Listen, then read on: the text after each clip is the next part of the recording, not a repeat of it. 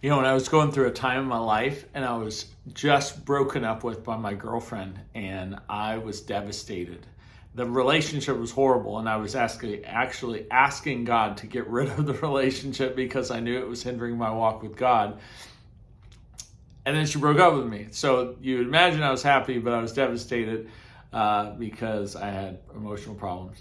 And what happened was I asked God, I said, God, why do I continue to get in these bad relationships? Why is it that whenever I get close to you and I start to have this great relationship, I find myself in another romantic relationship? It continues to pull me away from you. And then it goes bad, and then I feel like I've just compromised my walk with you. So I was like, God, why do I keep doing this?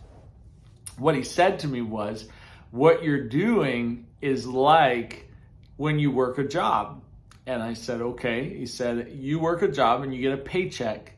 And that paycheck is consistent, and you do your job, you're not fired, you keep getting this paycheck.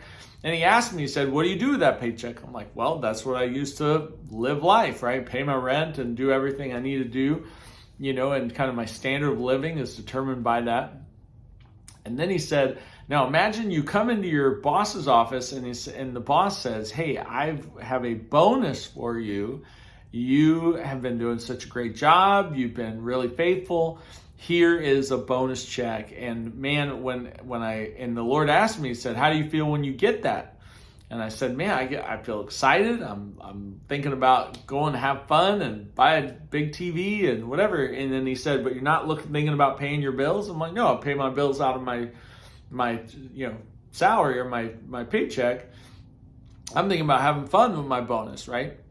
And what the Holy Spirit said to me next changed the way that I look at relationships to this day. He said, Joel, I want to be your paycheck. And I want everybody else to be a bonus.